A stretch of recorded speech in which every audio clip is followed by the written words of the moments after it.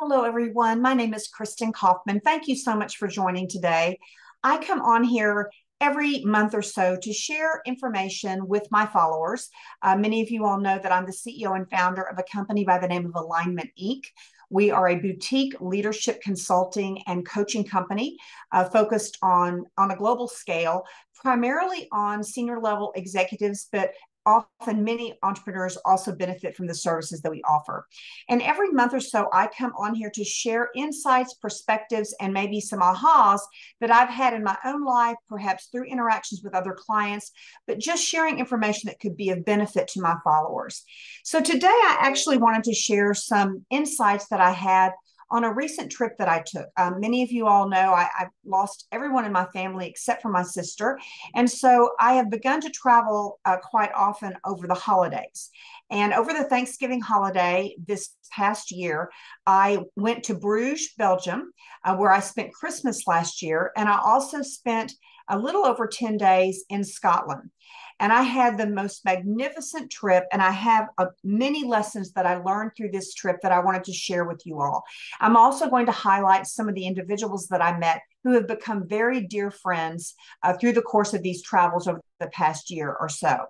So the first big lesson, if you will, that I learned, or actually it was more of an affirmation, is that through the interactions that I had with a guide, a driver guide, who became a very dear friend over the course of my time in Scotland, and also through people that I met at Christmas last year in Bruges.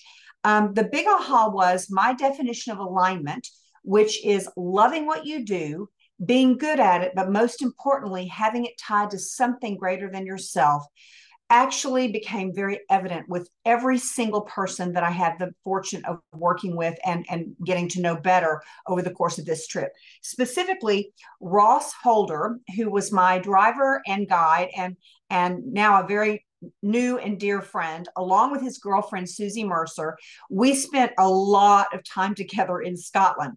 Ross actually drove me all around Scotland, from Edinburgh to Oban and many, many points in between and around that area. We spent hours and hours and hours together on the dashboard, so to speak. And so we had the benefit and the pleasure, and it was truly a privilege for me to get to know one another on a very deep scale. And through those conversations, which, by the way, nothing was off limits, we covered the gamut of conversations. I learned that the reason why Ross has been so successful and will continue to be successful is that he truly does love what he does. He is incredibly good at it. And most importantly, it's tied to something much bigger than himself. And that is giving people an experience of a lifetime, letting them see Scotland through his eyes, because he obviously has spent much of his life there. And he truly does fully exhibit my definition of alignment. And so I'm very grateful to Ross and to his girlfriend, Susie, for being so open in their lives and with their time and their generosity in sharing so much of themselves with me over the course of my time in Scotland. I also want to call out a couple of hotels that I stayed in Scotland because, again, these people were the manifestation of generosity and hospitality. And if you all are planning a trip to Scotland, I wanted you to have the benefit of these two hotels. The first one was the Bonham in Edinburgh. Lucas, who is the concierge there, became a friend, and they treated me like royalty.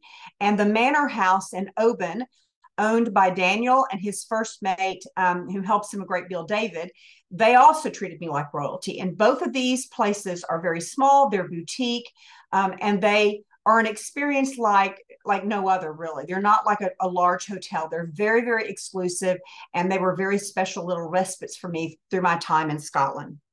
So again, those individuals, they love what they do, they're good at it, and most importantly, how they show up is tied to something much greater than themselves. Correspondingly, I had the same experience in Bruges, Belgium. Many of you all know, as I've mentioned earlier, I spent 2 weeks there over Christmas last year. And I became very tight with a group of men who work at Hotel Heritage, which is where I stayed for 2 weeks last year. And I stayed again this year over Thanksgiving. Raul, who is a Michelin star worthy chef, who absolutely creates the most amazing dinners. They're like works of art.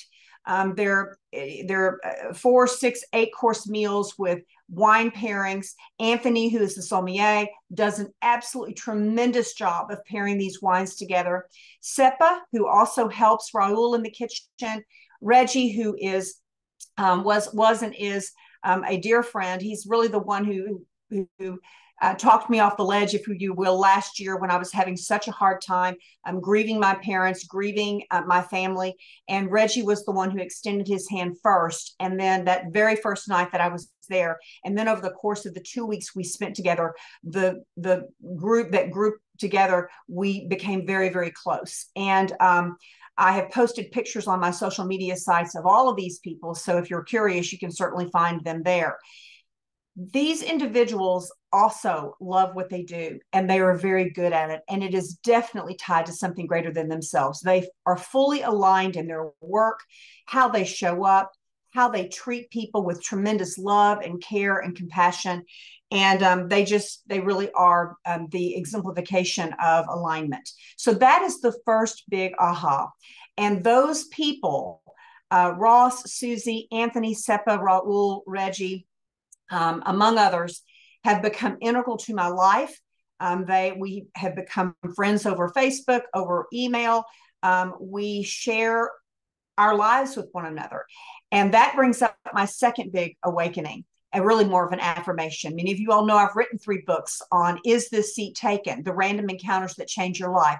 Well, I am absolutely living that life, because by being vulnerable, by extending myself to them and them extending themselves to me, we have become like family, except across the pond. Another 2 men that I want to mention, Thomas and Zura. They are the owners of De Valorian Hoek, which is a magnificent restaurant in Bruges. They too, last year, extended their hand to me. I was alone. I was dining alone. They were very kind to me. When I walked into their restaurant again this past week, when I was in Bruges, I got bear hugs. They embraced me again. And there's just a symbiotico that one shares when you realize that we really are all connected. And these are incidental encounters, which really are not incidental at all.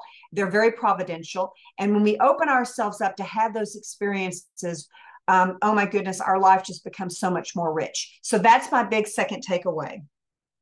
The third takeaway that I want to share with you is that we have to follow our energy. And I do believe that energy begets energy. And so when we put out that positive vibration, we attract nothing short of that in return.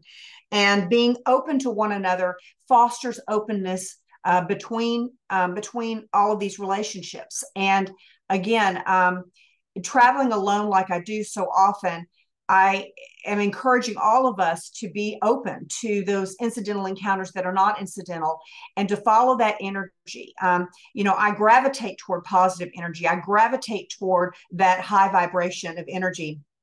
And thus, it's what we foster in our lives. So that's the third big takeaway. The fourth takeaway that I want to just close out by saying, many of you all have asked me, am I writing another book? And the answer is yes. I've got 2 in the works. I'm having a hard time with both of them. This trip definitely, I think, has helped to break the logjam. But one of the books that I'm writing is a book on legacy. And I think probably just because the older we get, we realize that our runway of life is getting shorter and shorter. My runway, what is left, is shorter than what I've already experienced up until now. So there's a sense of urgency to embrace life, to live life large, to extend ourselves to people, to lap up all that life has to offer us. And what I've learned is that legacy is not something that's what I'm going to call a one and done. It's like the legacy is built through drops. It's like drops in a water glass. And each time we have an experience where we can extend ourselves to someone, we can share a kind word, we can share a meal, we can in fact, just be kind to one another, even on an airplane, randomly. That is ultimately how we contribute in the world. And that over time is what will create a legacy. And it is not lost on me that these men, Thomas and Zura, Anthony, Seppa, Raul, Reggie, and Ross and his girlfriend Susie, um, we met providentially. And these experiences that I'm having are contributing to the legacy that I ultimately hope to leave. And it can be a giant wave or it can be a small ripple, but all of these experiences come together to create what we will someday know as a legacy or a memory. So I'm working on that book. That's one of the little, I guess, glistenings that is kind of informing how I want to go about writing this book. I do not believe that life is predictable. In fact, I think life is finite and is very unpredictable. Therefore, we have to be, as I've always said, present to win. We have to be awake to these experiences that are you don't have to go to Bruges or to Scotland to experience experiences like I've had. This just really kind of shined a light on it though for me over the holiday this past week. So I just wanted to share that with you all. As we embark upon the Christmas holiday, we have an opportunity to extend ourselves to one another, whether it be at the mall, at a store, at a restaurant, and just be open, kind, compassionate, and receptive to people that cross our paths, because I do not believe that they are by accident. So with that, again, my name is Kristen Kaufman. I'm the CEO and founder of Alignment Inc. I come on here every month or so to offer up insights, perhaps perspectives that have come to me in hopes that they may be of benefit to you as well. So with that, make it a wonderful rest of November. We've only got a couple of days left in November, a wonderful start to the holiday season in December. And I will be back with you, hopefully before Christmas, with a few more tidbits or nuggets that I might want to share with you. Thank you so much, and make it a great day.